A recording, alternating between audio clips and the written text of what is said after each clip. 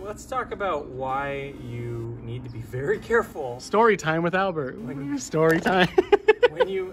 when you install rear sets, specifically on a Panigale or anything that's going to require a pressure switch. ABS. From the master cylinder. ABS.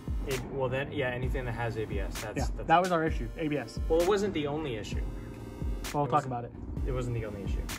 So, just really quickly, I've installed rear sets before. It has not been an issue on non-ABS bikes. This bike in particular requires you to undo the top nut to put in a pressure switch that you have to wire in yourself for the taillight to work if you want to hit the rear brake to activate the taillight, which is not a problem. We did lose enough air that we basically had to bleed the system, but what ended up happening was we weren't able to, with the tools that we had available, elevate the rear caliper high enough to get above the ABS motor that's in the tank. Is it in the tank? It's not in the tank, but it's like under it. It's at level with the tank. That's high. Yeah, that's very high. So that means you need to have the caliper here in order to bleed the system. That's one problem. So if you're planning on doing that yourself, you're gonna have to be able to remove your rear wheel to bleed the system. So if you're thinking about doing it, don't even bother. Just like if you don't have the right tools. But on top of that, we half bled the system. It was fine. I rode it over and had the system properly bled the next day. But the big problem that we didn't factor in was setting in the proper pedal position. There's a spring assembly with the poker that does all the stuff that you have to adjust. So the plunger in the master cylinder was set in too far. And what happened was, once the brake system was properly bled, it was the equivalent of constantly engaging the brake, which is not specific to installing rear sets. It also can be specific to installing new pads, new fluid.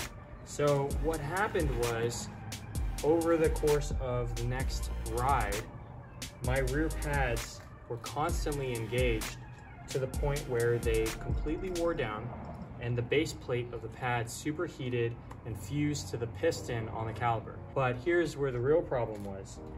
The next day, I fortunately was smart enough to just take it straight back to the shop, but on the way there, the piston broke free of the caliper and cracked the O-ring and ended up bringing brake fluid all over the rear wheel, which is a fire hazard.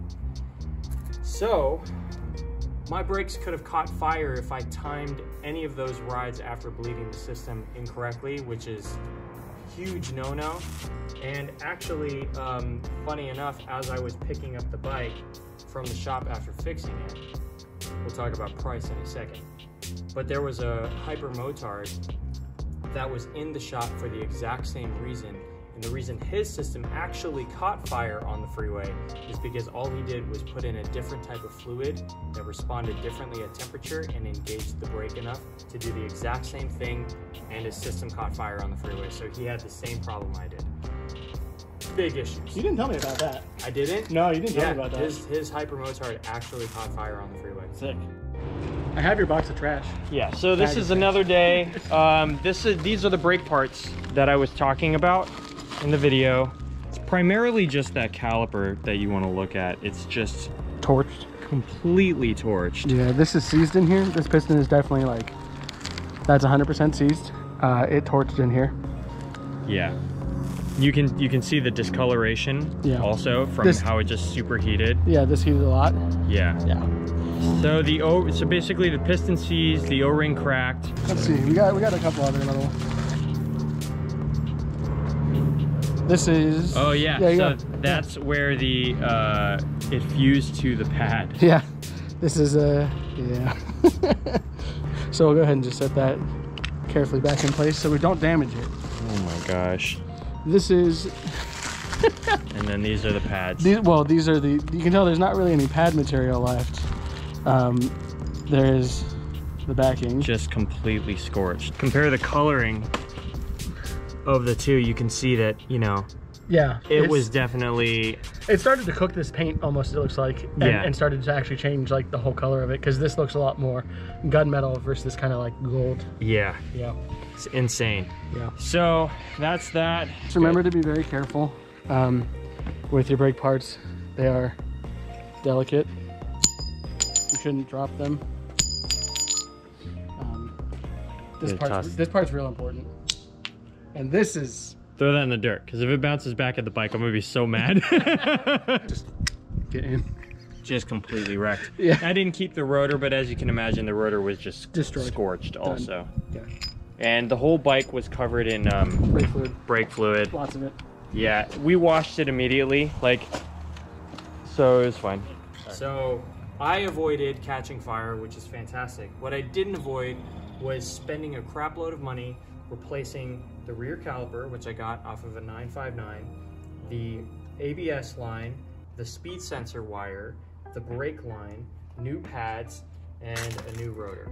So the quote for all of those parts new would have been $1,450, but I sourced some of the parts used, and I was able to knock all of it down to $750, including labor, which is obviously way cheaper than $1,450 or whatever I just said, but it's still way more than the amount of money that I would have spent if I had just taken it to the shop and had them install the rear sets in the freaking first place. So this was a vastly different situation though. This isn't a hard thing to normally do. it's not, rear set installs are not difficult. So we were, from what I understood, we were equipped to deal with it, but hindsight's 20/20. We learn, and it's, it is what it is. Either way, keep that in mind if you ever planned on installing rear sets on a Panigale or anything with ABS. If you plan on even just putting in new fluid, keep that in mind. I don't want your system catching on fire. That probably looked kind of cool though, like flames just coming off the back as you ride. And... yeah, for like 2 seconds until your bike melts. I mean, 2 seconds of glory, my guy. If we don't catch it on video for the gram, then was it even worth it? Only if it's on the gram. Only if it's on the gram. Anyways, leave a comment down below. Let us know if something like that's happened to you, or if this video taught you something new, because I sure as heck didn't know that before this, and it was an expensive lesson. It was an expensive lesson. It was a really expensive lesson. I'm not Ripperoni. happy with it. But the brakes are fantastic now. So leave a comment down below, and if you like the video, please make sure to like, subscribe, and ring the notification bell. We'll see you in the next one. We appreciate you. Yeah, that stuff. That stuff. That stuff.